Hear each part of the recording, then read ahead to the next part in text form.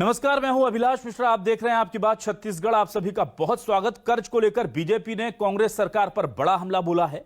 नेता प्रतिपक्ष धर्मलाल कौशिक ने कहा कि कर्ज के बोझ के तले दबे छत्तीसगढ़ की हालत कहीं श्रीलंका की तरह ना हो जाए। उधर कांग्रेस ने भी पलटवार करते हुए केंद्र सरकार और बीजेपी पर निशाना साधा।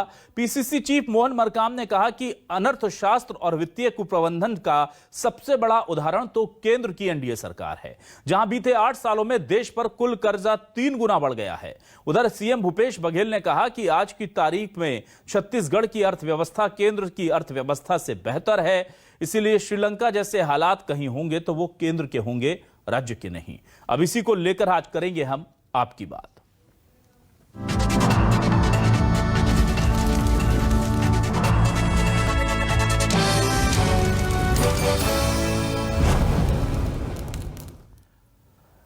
आइए सबसे पहले आपको सीएम भूपेश बघेल का बयान सुनाते हैं और धर्मलाल कौशिक ने कैसे तंज कसा था राज्य पर कर्ज को लेकर यह भी सुनाते हैं। दोनों के बयान सुनिए।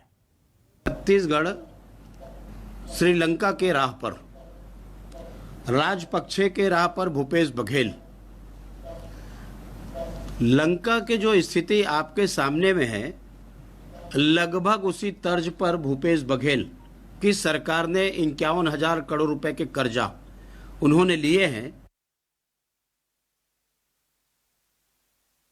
धर्मलाल कौशिक जी उस दिन बोल दिए कि श्रीलंका जैसी स्थिति छत्तीसगढ़ में होगी। छत्तीसगढ़ की अर्थव्यवस्था बहुत बढ़िया है, भारत सरकार से तुलना कर ली कई गुना अच्छा है। हालांकि भारत सरकार हमको सहयोग नहीं करे, उसके बाद भी हमारा अच्छा है। तो यदि करप्ट होगा तो देश बैंक करप्ट होगा, जिस तरह श्रीलंका हुआ। श्रीलंका कोई राज्य करप्ट नहीं हुआ, पूरा देश हुआ। तो यदि उस दिशा में जाने से बचना है तो आपके देश के लोगों की सेवा करना पड़ेगी, गरीब नारायण की सेवा करनी पड़ेगी। और आइए देखते क्या है न्यूज 24 मध्य प्रदेश छत्तीसगढ़ के सवाल। हमारे सवाल आपको दिखाते हैं। न्यूज 24 मध्य प्रदेश छत्तीसगढ़ के सवाल। बीजेपी ने जताई बहुत बड़ी शंका, कांग्रेस क्या बना जाएगी छत्तीसगढ़ को श्रीलंका। बघेल का पलटवार, केंद्र पर कर्ज के बारे में बीजेपी के क्या है विचार। छत्तीसगढ़ में कर्ज पर सियासी तकरार, केंद्र राज्य की नीतियों ने जनता को बनाया कर्जदार। ये सवाल हम क्यों उठा रहे हैं, ये हम आपको बताएंगे कि क्या केंद्र और राज्य दोनों मिलकर हमारी जनता को कर्जदार बना रहे हैं। तो जाहिर सी बात है, आपको बता दें मामला क्या है। दरअसल छत्तीसगढ़ में लगातार कर्ज लिया जा रहा है। राज्य कह रहा है कि हम कर्ज लेकर के किसानों के खाते में पैसा डाल रहे हैं, हम कर्ज लेकर के मजदूरों को पैसा दे रहे हैं, हम कर्ज लेकर के लोगों के लिए अच्छी योजनाएं चला रहे हैं, हम कर्ज लेंगे, हम चोरी नहीं कर रहे हैं, हम कर्ज लेंगे और कर्ज चुकाएंगे भी।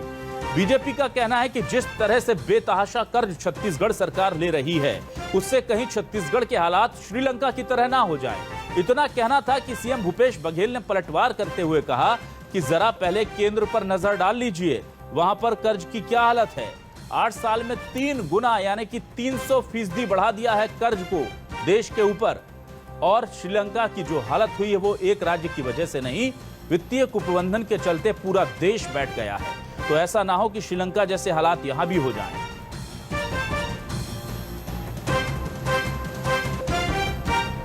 तो आपको बता दें कि छत्तीसगढ़ पर राजस्व में से कहा जा रहा है कि 106% अधिक कर्ज है। सीएम भूपेश बघेल ने पिछले 3.5 सालों में 52,000 करोड़ रुपए से ज्यादा का कर्ज लिया, यह कहा जा रहा है। पिछली सरकार ने राज्य पर करीब 41,000 करोड़ रुपए के कर्ज का बोझ छोड़ा था।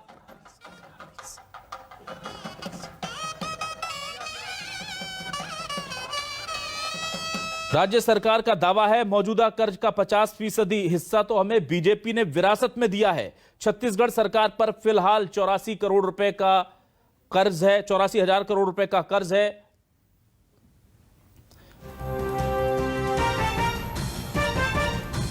छत्तीसगढ़ विधानसभा में पेश किए गए राज्य के आर्थिक सर्वेक्षण के मुताबिक पिछले वर्ष की तुलना में सकल घरेलू उत्पाद बाजार मूल्य की तुलना में 11.54% वृद्धि का अनुमान राज्य सरकार ने जताया है।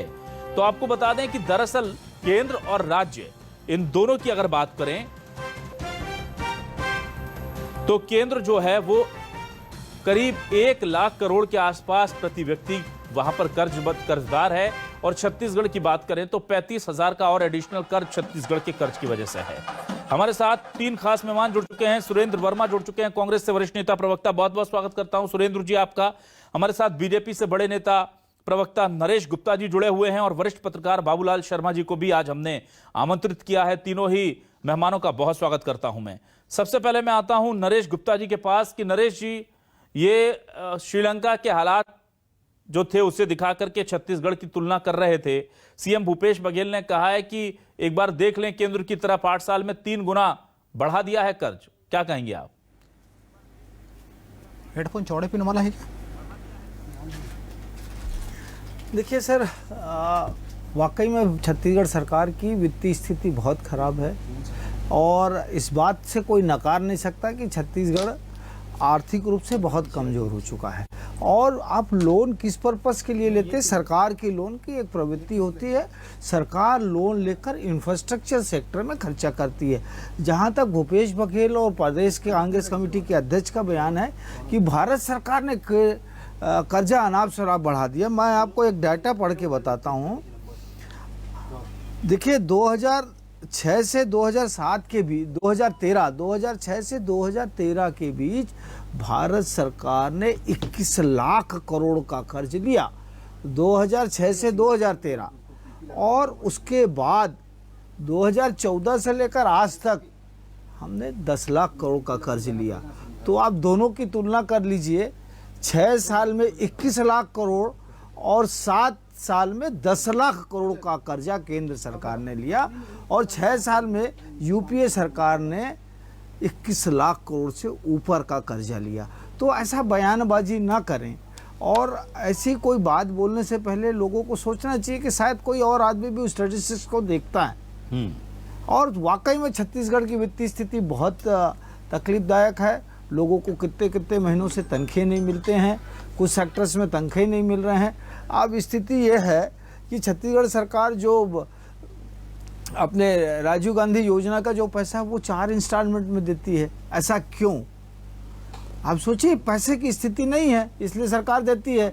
आप जब मार्च में जब पेमेंट करना होता है तो मार्च के पेमेंट को कैसा डिटेन करती है सरकार, ठेकेदारों को और अन्य लोगों का पैसा कैसा रोका जाता है। तो ये सारी चीज़ें बताती हैं कि छत्तीसगढ़ की वित्तीय स्थिति बहुत खराब है। और जब यदि वित्तीय स्थिति अच्छी होती तो इतना बड़ा कर्ज क्यों लेती सरकार? 52,000 करोड़ रुपया यदि 3.5 साल में ले, और एक सरकार जो है 15 साल में, लेकिन मुझे एक बात बताइए ना सर, 31,000 करोड़ बाबू नरेश जी समझ में ये भी तो कह रहे हैं ना कि ये भी कहा जा रहा है कि ये जो कर्ज छत्तीसगढ़ का आप गिना रहे हैं, इसका आधा तो आप दे के गए थे उनको विरासत में, और ये बात आप लोगों को बता नहीं रहे हैं और पूरा उनके ऊपर ठीकरा फोड़ रहे हैं।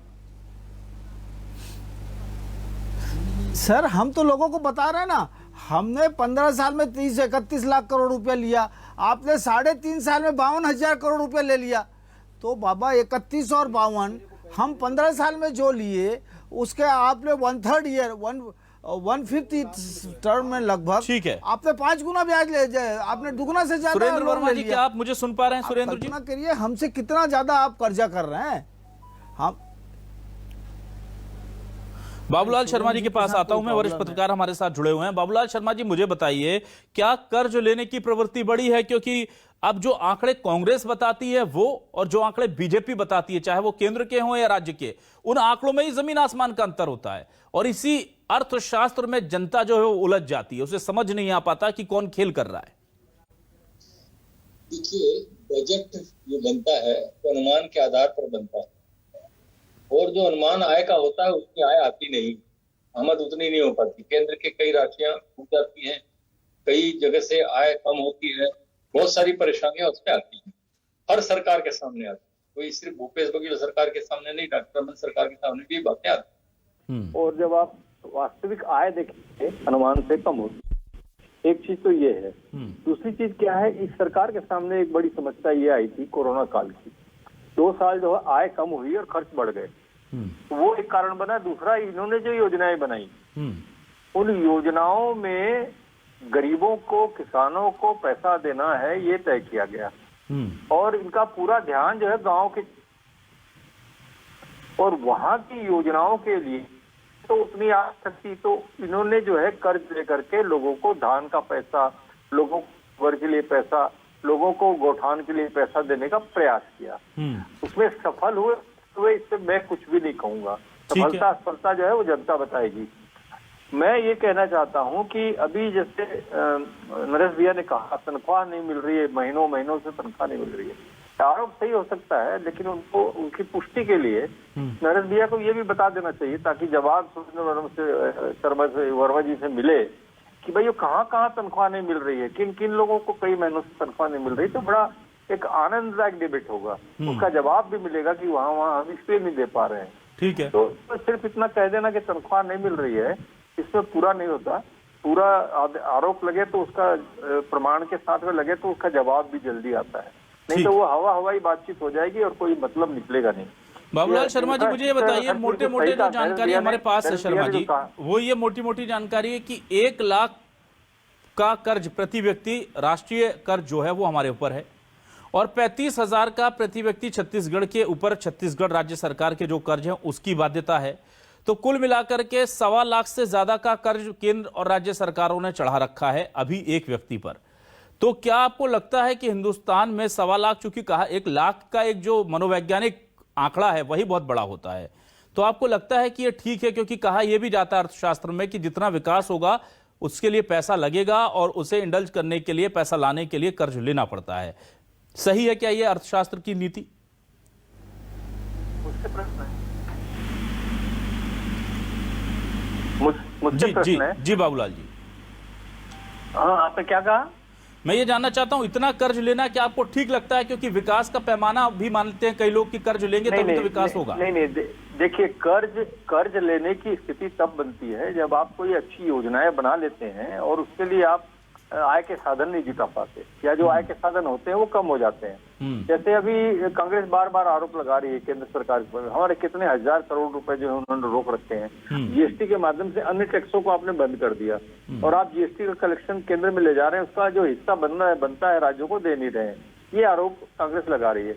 तो वो भी एक जो आने वाली रकम है, ये तो कह रहे हैं आने वाली जो रकम है वो अगर रुक जाएगी तो ऐसी परिस्थितियां पैदा होती हैं कि कर्ज लेकर के काम करना पड़ता है। योजनाएं रुक नहीं सकती, ठीक है, योजनाओं को पूरा करना ही पड़ेगा। तो उसलिए जो है, जैसे इंफ्रास्ट्रक्चर में बहुत बढ़िया काम डॉक्टर रमन सिंह ने किया, कर्ज लिया, कोई दिक्कत नहीं। उन्होंने कहा भी नजरिया ने कि इंफ्रास्ट्रक्चर लगाना चाहिए। ऐसा जरूरी नहीं है, अगर आप कर्ज लेते हैं और जनता और गरीब के बीच में बांटते हैं, उस कर्ज के लिए कुछ सोचते हैं, तो वो भी एक तरीका होता है योजनाएं बना करके उसके पास तक पहुंचाने का, कर्ज लेने के वो भी कारण बनते हैं। और मुझे तो जो समझ में आ रहा है, कोरोना काल में बहुत नुकसान हुआ है इनका भी नुकसान हुआ है और आय की कमी भी हुई है, खर्च भी ज्यादा हुआ है। इसलिए जो है कर्ज लेना मैं समझता हूँ कि गलत नहीं है। न रमन सिंह जब कर्ज लेते थे तब हम नहीं कहते थे कि गलत है कर्ज लेना, न आज कहेंगे। ठीक है, मैं अपने दर्शकों के समझने के लिए कुछ आंकड़े अपने टेलीविजन स्क्रीन के ऊपर ये जो चला रहा हूं, ये जो देख रहे हैं आप, जरा देख लीजिए। केंद्र और राज्य सरकार की तुलनात्मक स्थिति है। केंद्र सरकार हर व्यक्ति पर 98,000 रुपए से ज्यादा का कर्ज है, छत्तीसगढ़ में 35,000 रुपए से ज्यादा का कर्ज है। कुल कर्ज का बोझ है केंद्र में 128 लाख करोड़ का, छत्तीसगढ़ में प्रति व्यक्ति 35,000 का कर्ज है। तमाम आंकड़े हम चला रहे हैं ताकि सुरेंद्र वर्मा जी आपके पास आता हूं। सर, मुझे यह बताइए कि छत्तीसगढ़ हो या केंद्र, कर्ज को लेकर के विकास करने की प्रवृत्ति क्या आप ठीक मानते हैं? और नहीं मानते हैं तो फिर इसको कौन रोकेगा? ना तो केंद्र रोक रहा है, ना राज्य रोक रहा है।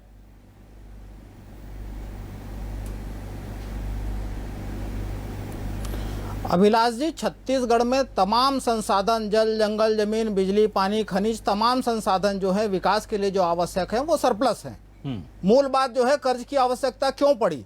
2003 में जब रमन सरकार यहाँ पर छत्तीसगढ़ में काबिज हुई, उस समय सरप्लस फंड था, कोई कर्ज का सवाल ही नहीं था। 2018 में जब रमन सिंह जी गए तो 41,000 करोड़ से अधिक का कर्ज छत्तीसगढ़ पर लाद कर गए, जिसके न केवल ब्याज बल्कि रिपेमेंट भी आने वाली सरकार भूपेश बघेल सरकार कर रही है और आगे जो सरकार आएगी वो करेगी। देखिए, ये संघीय व्यवस्था है अभिलाष जी। जिस प्रकार से 15 साल के वादा खिलाफी में कर्जा जो लिया गया वो किस लिए लिया गया? इनके फोकस में क्या था? गरीबी रेखा में छत्तीसगढ़ नंबर 1 था, 2018 तक कुपोषण में नंबर 1, एनीमिया, मलेरिया से होने वाली मौत और नक्सलवाद छत्तीसगढ़ की पहचान थी। भूपेश बघेल सरकार ने आते ही कर्ज लिया। कर्ज क्यों लिया गया? क्योंकि जो लगातार वादा खिलाफी, चुनावी साल को छोड़कर बोनस नहीं दिया जाता था, किसान जो है अपनी लागत नहीं निकाल पा रहे थे, जो रोज 3 किसान आत्महत्या कर रहे थे, किसानों को कर्ज मुक्त करने के लिए पहली बात भूपेश बघेल सरकार ने कर्ज लिया। उसके बाद इस साल का हम अगर चर्चा करें अभिलाष जी, जो चालू वित्तीय वर्ष है उसमें 702 करोड़ के राजस्व आधिक्य का बजट है। 15 साल के रमन सिंह के सरकार में शासन में बता दें, या किसी दूसरे भाजपा शासित राज्य में यह उदाहरण हो तो बता दें। जिस प्रकार से आपने बताया कि केंद्र के द्वारा जो 128.41 लाख करोड़ का जो कर्जा है वो पिछले 8 साल में 3 गुना बढ़ा है, वो स्थिति छत्तीसगढ़ में नहीं है। इस साल राजस्व आधिक्य का है, जो केंद्रीय बजट से हम तुलना करें तो अर्थव्यवस्था के तीनों सेक्टर अभिलाष जी, कृषि क्षेत्र में हम राष्ट्रीय औसत से 1.4% बेहतर हैं, औद्योगिक क्षेत्र में हमारा प्रदर्शन राष्ट्रीय औसत से 4% बेहतर है, और सेवा के क्षेत्र में हम 8% बेहतर हैं। तो निश्चित रूप से जो कर्ज है छत्तीसगढ़ का, वो छत्तीसगढ़ सरकार अपने संसाधनों से चुकाएगी। लेकिन जो त्वरित आवश्यकता थी, जो किसान कर्ज के बोझ से लदे थे, उनको कर्ज मुक्त करने के लिए कर्ज लिया गया है। न केवल राजीव गांधी किसान न्याय योजना, बल्कि छत्तीसगढ़ इकलौता ऐसा राज्य है जहां भूमिहीन कृषि श्रमिक है, उनके लिए भी योजना चलाई जा रही है। तो भूपेश बघेल सरकार के फोकस में आम जनता का हित है। वहीं केंद्र सरकार जो कर्ज ले रही है, लगातार आपने उर्जित पटेल का भी बयान सुना होगा कि जो बड़े बैंक डिफाल्टर हैं उन पर जो रिकवरी है उससे बाधित करने के लिए, रोकने के लिए उनको हटाया गया। 19.5 लाख करोड़ का कर्जा चंद 18 बड़े पूंजीपतियों का राइट ऑफ करने के लिए मोदी सरकार कर्ज लेती है। तो ये बताए कि जहां एक तरफ जो कर्ज 3 गुना बढ़ा है, वहीं अर्थव्यवस्था की क्या हालत है। आज केंद्रीय बजट में जो राजस्व प्राप्ति है वो 40% स्रोत जो है वो ऋण से वित्त पोषित है। तो लगातार देश को कर्ज में डुबा नरेश जी, ये देखिए कुछ फैक्ट हैं जो आप फैक्ट बता रहे थे नरेश जी, और कह रहे थे फैक्ट पर बात कीजिए। देखिए 2 बड़े फैक्ट है कि वो कर्ज ले रहे हैं। छत्तीसगढ़ के सरकार अगर कर्ज ले रही तो साफ तौर से कह रही कि इस बार का बजट जो है वो राजस्व अधिक का है 702 करोड़ रुपए। क्या केंद्र के पास राजस्व अधिक का कोई बजट आया? जबकि अभी तो केवल कांग्रेस सरकार को 3.5 साल हुए हैं, लेकिन मोदी सरकार के पास तो उससे लंबा वक्त रहा है। अगर इतनी अच्छी अर्थनीति थी, सिस्टम है, काम करने का ढंग है, वो आधिक्य के बजट को सिरे से खारिज करता है। ये, और आपको एक बात बता दूं, मेरे मित्र कितना बड़ा झूठ बोल दिए कि 2003 में हमारे पास 1 पैसे का कर्जा नहीं था। ये झूठ है, सरासर झूठ है। 18,000 करोड़ का कर्जा 2003 में था। ये झूठ की इंतहा मत करिए। बात करता हूं 18,000 करोड़ का भाजपा के झूठ का नमूना है। 33,000 करोड़ नहीं था, सरप्लस फंड था, कर्जा लिया। 33,000 करोड़ का हमने कर्जा लिया है। घटिया मोबाइल बांटने, 33,000 करोड़ का हमने कर्जा लिया। और आपको ये बता दो, दुनिया में जो सरकार कर्जा लेती है उसका मूल उद्देश्य इंफ्रास्ट्रक्चर सेक्टर में खर्चा करना होता है। वो कांग्रेस के एक और प्रवक्ता जो बैठे हैं, उनको यह नहीं मालूम है कि इकोनॉमी का कॉन्सेप्ट क्या है। इकोनॉमी का जो सरकार को चलाने का कॉन्सेप्ट यह है कि जो आपको यदि इंफ्रास्ट्रक्चर सेक्टर में यदि आपको विकास करना है देश का, उसके लिए कर्जा लेना है। आपको डे टू डे भुगतान के लिए कर्जा नहीं लेना है साहब। और जहां तक सवाल है प्रदेश का, प्रदेश में जो ये बार बार बोलते हैं हमारा पैसा नहीं आया, आपको यह भी बता देता हूं, जो ये 55,000 करोड़ रुपया बोलते हैं, कभी 22,000 करोड़ रुपया बोलते हैं, कभी 31,000 करोड़ रुपया बोलते हैं, तो आपको जब हमारी सरकार 2013 तक 2018 में थी तो भी हमारे पास 32,000 करोड़ रुपए से ऊपर का आउटस्टैंडिंग हमेशा खड़ा रहता था। और जब जीएसटी इंप्लीमेंट हुआ तो जीएसटी का पैसा हर चौथे महीने में मिलता है, जो लॉकडाउन सिस्टम है। और जीएसटी का जो पैसा स्टेट जीएसटी होता है वो तो स्टेट के पास कलेक्शन आता है ना डायरेक्ट, वो तो हेड से स्टेट को ही ट्रांसफर होता है, ठीक है, वो पैसे आते हैं। इनको कंपनसेशन सेस का पैसा जरूर रुका रहता है, ठीक है, लेकिन वो कंपनसेशन सेस का पैसा लेट डाउन है। आज मार्च अभी अप्रैल खत्म होगा तो उसका मई में ऑडिट होगी, ऑडिट के बाद जुलाई में वो नरेश जी मुझे एक चीज बताइए कि कृषि ना, नरेश जी मेरे सवाल का आपने जवाब नहीं दिया। नरेश जी अगर आप कह रहे हैं कि इंफ्रास्ट्रक्चर पर ये लोग खर्च नहीं कर रहे, मुझे बताइए सर्विस सेक्टर, औद्योगिक सेक्टर, कृषि क्षेत्र राष्ट्रीय औसत से ज्यादा कैसे तरक्की कर रहा है छत्तीसगढ़ में? और ये आंकड़े तो खुद केंद्र सरकार के हैं। आपको छत्तीसगढ़ सरकार के मैं डाटा को सिरे से खारिज करता हूं, सिरे से खारिज करता हूं साहब। ये जब मौका आता है तो हमारे पास कुछ नहीं है, हम सब कुछ लूट चुका है। ये बयान होता है मुख्यमंत्री जी का, हमारे को सरकार पैसा नहीं दे रही, हम तनख्वाह नहीं बांट पाएंगे। बाबूलाल जी, बाबूलाल जी देखिए आप डेटा ही खारिज कर रहे हैं एक दूसरे का, लेकिन मुझे ये बताइए बाबूलाल जी कि कर्ज अगर ले रही है छत्तीसगढ़ सरकार तो पिछले कई 18,000 करोड़ के दशकों 2-3 दशकों बाद हमने देखा है कि छत्तीसगढ़ अच्छे मानकों में, चाहे वो बेरोजगारी दर हो, वो केंद्र का डाटा है कि सबसे कम बेरोजगारी दर छत्तीसगढ़ में है, ये छत्तीसगढ़ सरकार का डेटा नहीं है। वो डेटा औद्योगिक कृषि दर, सर्विस सेक्टर, ये तमाम जो सेक्टर है जहां पर छत्तीसगढ़ का डाटा होता है। भारत सरकार डायरेक्ट डाटा छत्तीसगढ़ से नहीं बनाती है। ना सर, आप एक मिनट, बेरोजगारी दर का डेटा आप कह रहे हैं कि वो छत्तीसगढ़ सरकार का डेटा है और आप उसको यकीन नहीं करते। छत्तीसगढ़ सरकार का डाटा भारत सरकार को जाता है, वह बेस होता है। तो आप यह कहना चाह रहे हैं कि केंद्र सरकार केवल राज्य के कहने पर गलत डेटा जारी कर रही है, आप यह कह रहे हैं? आप तय कर लीजिए सर। केंद्र के आपका परफॉर्मेंस है, आप जो लिख के देते हो वो भारत सरकार मानती है। तो इससे पहले बीजेपी की सरकारें भी जो लिखकर दे रही थी वो मनमोहन सरकारें मान रही थी, आप यह कहना चाहते हैं सर? मतलब सर ये एक संवैधानिक पूरी व्यवस्था है, इस पर इतना तो भरोसा करना पड़ेगा ना कि राज्य सरकार जो कह रही है। और उसके अलावा बहुत सारे मेरे हिसाब से बाबूलाल जी, क्या दूसरे पैमाने नहीं होते क्या इन चीजों को देखने परखने की? स्थिति यह है कि पैमाना एक ही है अभिलाष जी, कि जो भी प्रवक्ता बैठते हैं वो कोई भी जो बात कह रहे हैं राजनीति से परे हटकर दिल पे हाथ रख के अगर बात करेंगे तब सच्ची बात सामने आएगी। ठीक है। और दिल पर हाथ रख करके जो है इंसान कभी भी जो है राजनीति का माध्यम सिर्फ जन सेवा होता है। कोई इंफ्रास्ट्रक्चर बना के या बड़े बड़े बिल्डिंगें तान के बड़ी बड़ी चीजें बना करके जो है किसी को कुछ मिलने वाला नहीं है। व्यवस्थाएं होती है, सुविधाएं होती है, लेकिन जो पेट का सवाल है वो पहले आना चाहिए। अगर पेट आपने भर दिया तो इंफ्रास्ट्रक्चर जो है उसका भी जगह बनती है। आप अपने दिल पे रख के बात करिए, आप जो बोल रहे हैं इंडिपेंडेंट की हैसियत से बात कर रहे हैं। हाँ, मैं वही कह रहा हूँ को बोलने से पहले अपने दिल पे दिमाग पे बात, दिमाग पे संतुलित दिल पे हाथ रख के कह रहा हूँ नरेश जी, दिल पे हाथ रख के कह रहा हूँ कि जब तक गरीब के पेट की भूख समाप्त नहीं हो, राजनीति का दूसरा कोई एजेंडा होना ही नहीं चाहिए। जब तक किसान का पेट न भरे तब तक राजनीति का दूसरा एजेंडा होना ही नहीं चाहिए। राजनीति के एजेंडे क्या है नरेश गुप्ता जी, आप भी जानते हैं कि सत्ता क्यों पाना चाहता है आदमी, ये मुझसे ज्यादा आप जानते हैं, आप कानून के जानकार भी है। साहब ये राजनीति कह रहा हूँ कि पहले गरीब के पेट कोरोना के लिए शराब में सेस लगाओ और उसका पैसा ठीक है। अंतिम में सुरेंद्र वर्मा जी, अंतिम 20 सेकंड में बात करता हूं। 20 सेकंड सुरेंद्र वर्मा जी। पार्टी का मूल एजेंडा केवल और केवल पूंजी बात है। आप संवैधानिक संवैधानिक कार्य करने वाले आप क्या सोचते हैं? आप सेस लगाकर उसी हेड में खर्चा करेंगे, आप सेस लगाकर दूसरे हेड में खर्चा नहीं कर सकते। मुख्यमंत्री ठीक है सुरेंद्र वर्मा जी, आपको अपना 20 सेकंड में बात कर लीजिए प्लीज, समय खत्म हो गया। अभिलाष जी समय दीजिएगा। हाँ प्लीज जल्दी 20 सेकंड में सर। अभिलाष जी आपको याद होगा विगत दिनों जो जीएसटी की क्षतिपूर्ति देने की बात आई, 8,000 करोड़ केंद्र सरकार के द्वारा कर्ज लेकर छत्तीसगढ़ को ये कर्ज की बात करते हैं। केंद्र सरकार मजबूर कर रही है कर्ज लेने। सुन लीजिए, मैंने 20 मिनट टोका था।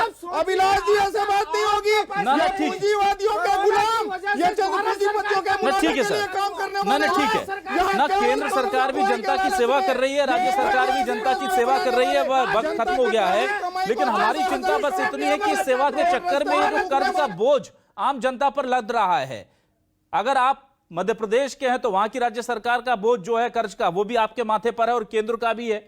और योजनाएं चल रही हैं तो फिर सरकारें कहती हैं कि देखिए हमने सड़क बना दी, पर कोई सरकार ये वहां बोर्ड नहीं लगाती। जब बोर्ड लगाया जाता है कि माननीय मंत्री जी के हाथों कलमों के साथ द्वारा 300 करोड़ रुपए की उद्घाटन किया गया, तब उसमें यह भी लिखवा दें कि इसके चक्कर में हमने जो कर्ज लिया उसके कारण हर व्यक्ति पर 2-4 हजार रुपए का कर्ज और बढ़ गया।